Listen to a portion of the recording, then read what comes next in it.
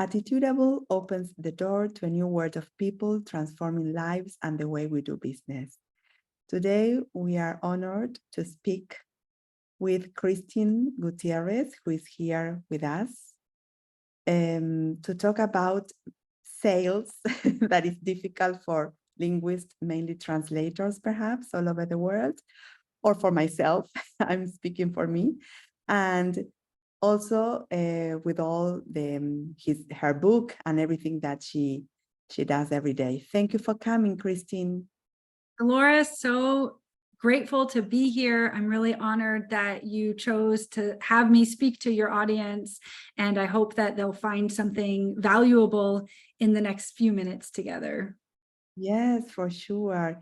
You know that, Kristin, it's difficult to speak about leadership and how to be good at selling our services mainly.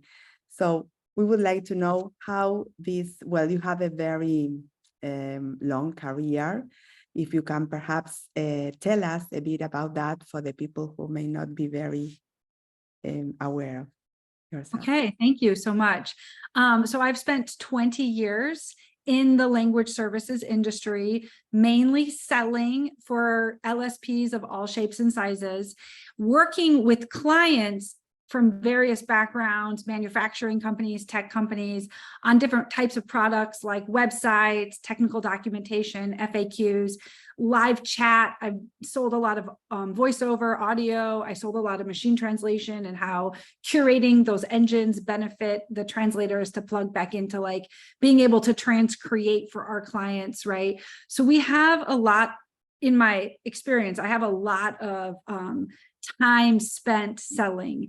Now that I'm on my own and I have my own consulting business, I help serve clients with seller's mindset, how to get your mindset right. If you're a translator, you still are a salesperson. My sister is an attorney, a lawyer, and she is a salesperson, right? And so as a translator, having to say that my skill set is the best for this job, and how I have the values that you need in order to hire me, not only now, but again and again and again, and at the right rate without causing me to work around the clock unless I want to. And being able to instill that confidence in people, being able to help people get over the fear of rejection, to fail forward. I'm doing a whole talk, I do a whole series on imposter syndrome. So how to get out of our own way, right? And so these are some of the things that I coach my clients on, and my clients are, they look a lot, I serve mainly language services providers, but I do have clients, you know, that they look a little different. And we're starting a community in the background then to continue to serve people where you buy in and then you're part forever. You're part of this thriving community where other like-minded people are, where I've got course material on the mindset, on being able to sell yourself, on some of these strategies and concepts we'll talk about today. So I'm really excited. I read your book. In fact, I'm rereading it because it's perfect.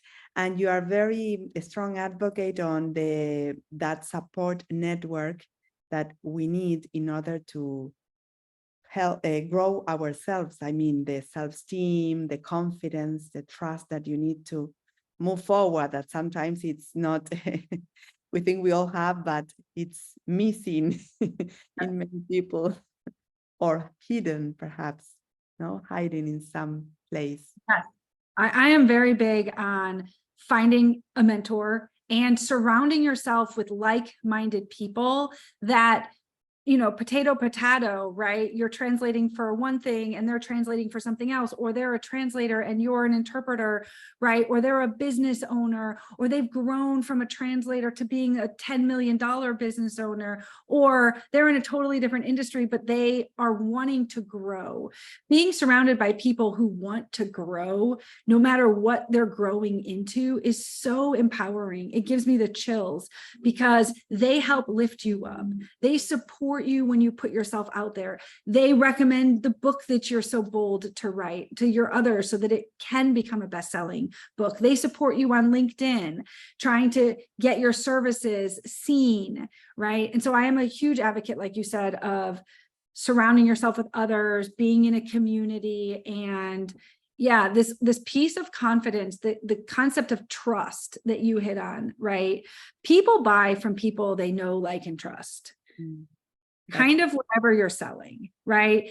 And if they don't know you, they don't know they can trust you. And so how do you build that bridge of trust? How do you give something before getting something? Those are some of the concepts that I teach individuals. I coach individuals on, like, how to add value before expecting a PO in return. Before the actual sales, let's say, if you are looking for that, right? And regarding mentors that you mentioned, do you think that the mentor needs to know or be familiar with your own business? I mean, the field that you're working on, or who can be a good mentor? That's a great question, because I think a lot of times we have imposter syndrome about finding the right best mentor. And because I am so heavily involved in women in localization, and I've worked directly for Anna Schlegel when she was at NetApp, I left sales and I took a contract job at NetApp so that I would talk the talk and walk the walk, right? Working inside the globalization program strategy office really gave me an eye into what it's like on the client side. What boulder are they pushing up the hill? How are they convincing and selling the C-level always on the ROI around translation so that they can continue to spend the money and that it's not commoditized, right? And by being in her office with my direct boss and with Anna, like only once a month, because I lived like out of the area from them, I learned so many other things, which was advocating for yourself and finding people to mentor and to be mentored by. And then through the women in localization experience, talking to so many women, how it's so fascinating. Somebody said to me, we were assigned mentors in our company, worked for a big tech company on the East Coast. We were assigned mentors specifically outside of our departments. So like, it's just a story to say that like the relationship she had as a globalization leader at a tech company with this finance officer, basically, so totally different, was one of her best mentoring experiences to receive mentorship, because it was somebody outside of her purview that could guide her in ways she didn't know she needed to be guided.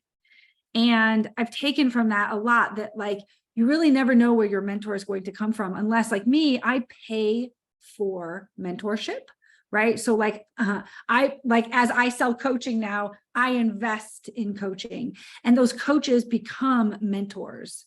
And then I've acquired mentors like Anna and so many others, a lot of that I mentioned in the book, right?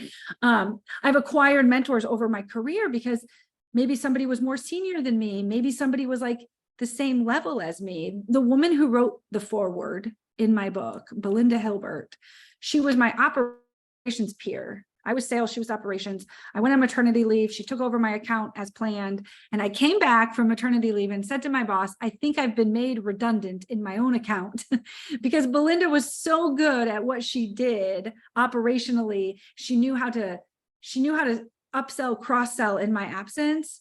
And it turned out she wanted to join the sales team. And she ultimately became, for a year and a half before I got let go, she was my direct report. And she's still a friend. And I actually, because of her intelligence and because of all the things I admired in her, she is a mentor to me, even though she was my peer and then she reported into me, right? So it's just a couple stories to share that the mentors can come from anywhere. It's just really important that you have them. And to be open and, let's say, ready to see that, because sometimes they are there, but you don't pay attention, or you are perhaps in a different wave, and you cannot perhaps seize the opportunity, as you said, and take advantage on that. That's very interesting. Great. Yeah. I would just say, like, I love that. And you just inspired me. So if anybody listening wants to have a call with me, I will say, find me on the easiest way right now, find me on LinkedIn, and there's a link right at the top of my profile in blue that says book a one-to-one with me. And you can book a one-to-one and say you heard me on Dolores's podcast, and I can help you find, maybe you are sitting on a mentor you didn't know was already there, or maybe you need permission to get out of your own way and so boldly ask people who you know. I asked, my former CEO was my boss, and before he was my boss, I said, Nick, will you mentor me? I had to ask him more than one time, and he didn't respond. So this is also just another lesson, right? He didn't respond. And one day I had him on the phone and I said, Nick, well, on Zoom actually. So he was trapped. I said, Nick, can you mentor me? Did you see my email? He's busy. Most people we want to be mentored by are busy and they're not ignoring you on purpose. And he said, oh, I responded to your email, and he responded in a moment and was like, yes, of course. Right. And he taught me so much about being mentored, things that he learned from his mentors. And so I'm now willing to do that for others. Maybe they don't know that they're sitting on a mentor. Maybe they don't know the strategies to reach out to people they want to be mentored by, or maybe they have some imposter syndrome around. We all have that, right? Yeah. Me too. And well, every chapter is a gift, but there's a whole one on empathy that I have read all Brené Brown's books on vulnerability and the importance of really listening to yourself and being, let's say, know that you are like good enough. I'm a firm believer as well on that. But you really emphasize on that issue, the importance of active listening and showing appreciation. What do you recommend us now in all this 2023 hype with AI and all that, that we do when clients are perhaps not the best one or the ideal client that we are looking for, how to deal with that? Yeah, I love it. That is a great question. I mean, especially the fact that you tied that into empathy, right? I think in this AI-driven world and this always on video world, we didn't talk on video before 2020. We did, but most often, most of us hid behind. Exactly. Our videos were off on 90% of cameras, right? Yes. And so now it's just so important to be human. And that's where that concept of, for me, of empathy comes from.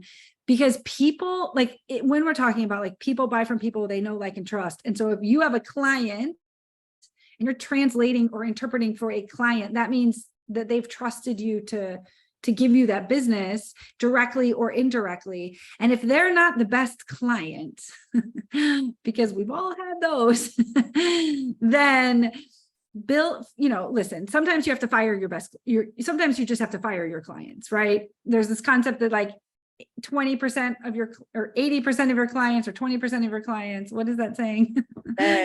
You sometimes spend a lot of time in a client that's not worth enough, Oh, yes, Dolores, right. So we're wasting our energy. So really honoring that in ourselves. But as it relates to empathy, is knowing that people are human.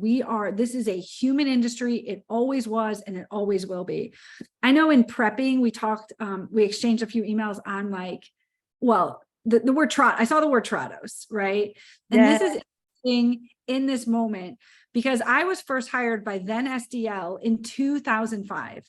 And I'll never forget, because I didn't know what I was getting into. I just needed a job, which, if you read the book, right? I just needed a job. I plastered my resume everywhere, and SDL called. I did a couple phone interviews. The HR team was based in Dallas, and I was living in Chicago at the time, and it died.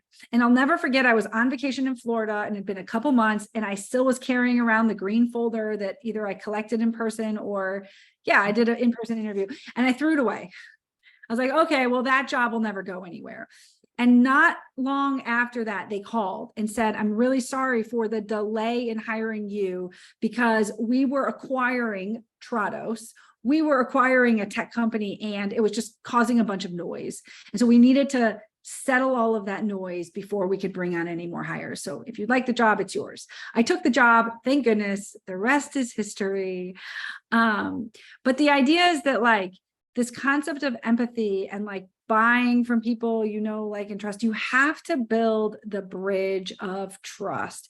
And you have to like, you just have to give back to others that are you're working for, and you have to give back to others that are working for you, right? How far are you down in the supply chain? Do you have other people helping you behind the scenes do X, Y, or Z? And can you rely on them to come back? And can you pump them up? Can you give them courage? Can you support them so that they are doing the best job possible so that you can do the best job possible, right? It's still the whole point is it's still a very human industry. They thought Trados was going to take out the industry. Translation memory, now that it's so big, is going to like, the industry is gone.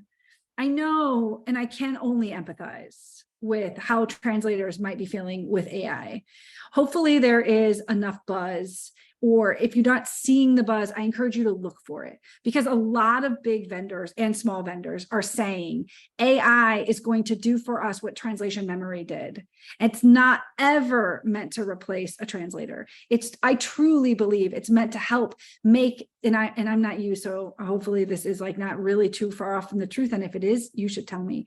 But like, hopefully it's meant to make your lives easier and to let yourself tap back in to that thing that really makes you excited about being a translator. Whether it's transcreating or whether it's just translating content. I mean, now I'm in a rabbit hole, but like there's so much content out there, and companies are just producing more and more and more and more and more content. So not anybody can get to all of that content at once. So where is the balance? So when I sold in the last 4 years, it was like, where is the balance of the content that is truly appropriate for some sort of curated machine, which is obviously human translation memory, human bait, right? Plus the MT. And where are the translators coming in, not as post editors, because that's always been there and they'll always be there, but like, where are the translators really able to come back to connect with these end clients and like feel a part of their team? Like, when is the last time you got to feel part of a big tech company that you were translating for? Right. And how can we do more of that? I think there's a lot of vendors talking about that. Yes, you're right. And to see it as another tool, a very powerful tool, of course, but a tool that will help us be more productive or use our creativity in a different way when translating or copywriting or reviewing, the copy, the translation, the original. That's right. But there's a lot of panic all over the world around that. And machine that every CAT tool, Trados, and most of them have, included now as not only the TM, but also the machine translation. But it's the evolution. I do really, like, I empathize. Like, I would always say, right, like, there are humans on the back end of this that need to keep their electricity bill on. Like that is like facts. Like, I would say, like, there are humans who we cannot continue to commoditize our industry. Like, it just doesn't work for the people who are doing the big, heavy lift. And so how do we get better, right? How do we just get better as an industry? Inflation has affected us all. I mean, eggs and toilet paper, no matter where you live, is 1.5, 2, 3 times more expensive now. And if our jobs aren't stepping up and paying us more because we're a full-time employee, or we're freelancers by choice and have a little thriving, I don't mean little, but like, we have a thriving translation business as our income, like, how do we have the courage to tell our clients, whether they're vendors or other translation teams or end clients, that like, my cost of living standards have gone up, therefore so have my rates. One of my clients where I consult, they have not raised rates at one of their clients in like 8 years. And the CEO went to the client and negotiated. And it was like, I won't say, it was like a government type agency. So those listening who know, like, that is really hard to do, because they are like, Yeah, if it's not in the contract and you forgot to add X, Y, or Z into the contract, and that you're telling me that's now part of the deliverable, I don't care. You're giving us the deliverable and like you have to figure that out. So she successfully negotiated raising rates like by 25%. Like Wow. big difference, right? And so how to just have the confidence, the permission to know, even if the client says no. I Mm. told somebody on the back end in my personal life who provides personal services for me, and she was charging like $80 for this service. And I said, Selena, you should be charging like $150 for this service. And I was asking her the whole time she was working on me, like, how many clients do you have? Like, she's an entrepreneur, right? How many clients do you have? Like, what does this look like? What are your hours? Like, what is your rent? Like, what are all of these things that go, how much is your product? How much goes into your business? And then what would the impact of practically doubling your prices have? And I said to her, I said, do me a favor and be so bold as to ask. You don't do it in a harmful way. You don't do it in a nagging way, right? Like a mom might nag their kid. Obviously I have kids, so that's relevant. You do it because you're empathizing, you're being human, right? So if you have that relationship that we talked about, if you built the trust with your clients, what is the worst that would happen, Selena?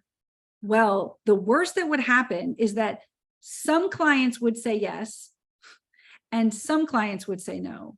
But there's no way that all of your clients will say no. And if they do, it's business as usual, right? So in fact, she asked, and more than 75% of her clients said yes, no problem. Wow, because she deserves it. I mean, she gives value, so everyone will pay for that. Yeah. And I get it. It's hard, but it's not impossible. And I also get it. There's a lot of pressure. There's pressure in the industry, right? But like it is having permission, it is empathizing, it is being human, it is finding mentors, it is yeah, partnering with the right LSPs. If you're a small vendor, partnering with the right LSPs. If you're even a small vendor serving direct clients, it's like trying to build and establish that value. And then that is somewhere where somebody like me can help, right? In our community, where you come and join and you're surrounded by like-minded people. And then, you have the courage to try different strategies.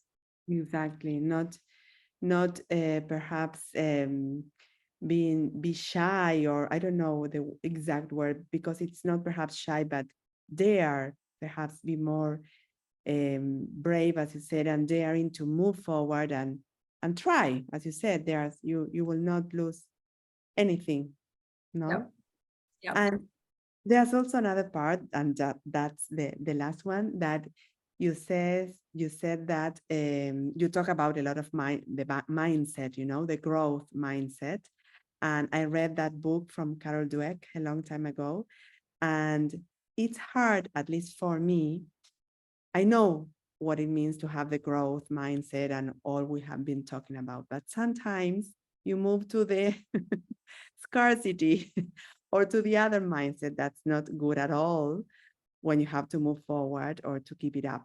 What do you suggest? You gave some tips on the book, but if you can share us how we can move forward and try to remain most of the time with that growth mindset alive. Yeah, that's a really good question. My friend just did a post today on LinkedIn about the concept of mindset also, because things eat at us, right? Like 50 to 60,000 thoughts a day internal in our head. And are they thoughts that serve us and serve our business, or are they, replaying bad things or driving us to that other place what you're referencing? So some of the strategies to keeping the right mindset is, it sounds redundant, but because it's true, it's like being surrounded by the right people. In this day and age, we are bombarded by notifications and we have multiple screens and there's a lot going on. And so that's okay. I love living in a hyper-connected world, but are you looking at and absorbing the stuff that's actually best for your mindset? Is it time to only look at Instagram at the end of the day, right? Instead of kind of persistently throughout the day, because that's what I do. And I find that like by blocking off and or by muting people that like, you know, if I'm in a stage of growth versus if I'm in a plateau, like the last thing I want to do is be in a comparison mindset where I'm just constantly feeling inferior. That's bad. So like in that case, you need to unfollow people on LinkedIn and on Instagram and your social media, and you need to make sure you're consuming stuff for you that's really best for you. In a plateau where it's like saying, like I'm in a good spot and my business is good and you know I'm in a season of life right now, then you can kind of do all the things because you can see something negative and you're not going to be personally affected by it, right? But then the opposite in a growth mindset is where you go back to like, I only have right now, when I lost my job, when I was fired from this job, I'm telling you that I loved on April 17th, 2023, and as the breadwinner of the family, making almost all of the income to keep this family afloat, living in the state of California, I didn't have a choice. And as humans, we seek comfort. We're either going to seek comfort in our couch, taking a nap would have been a very viable option that day for me, in the cookies, because that's what I like to eat. Sugar. In binge watching the show, but looking at seeking comfort in action. So to conclude, right, like helping protect your mindset by seeking comfort in the right action, in continually moving forward and not allowing yourself to be sucked in by all these notifications that are bombarding us that might potentially be negatively impacting us. Yes, so powerful. Thanks. You have to read her book. It's priceless. And Kristin, well, we know that you are very, very busy. So just to conclude our conversation today, I wanted to ask if you have today, or this time during this year, a favorite quote or word or phrase that you live by or that helps you, as you said, focus on the important and not pay attention to the auxiliary things that are surrounding us. Great question. I just pulled it up, right? So John Wooden in the United States, he was a famous basketball coach. He coached UCLA to multiple championships. My grandfather, growing up in South Bend, Indiana, was coached by him in high school, which is crazy. So we grew up in this world of John Wooden, who became like this famous coach because of how he coached his students in addition to the game of basketball. And he says, things work out best for those who make the best of the way things turned out, which is such a powerful thing to conclude this particular podcast with, because we have a choice to take action, to adopt the right mindset, and to just keep going. Amazing. Thank you. It's up to us, as you said. It's up to us. Thanks a lot, Kristin. We'll post every one of your social media, the link to buy your book and to book a call as well, to have you at least for a short conversation. Thanks a lot for coming to Attitudable Podcast. Thank you so much for having me.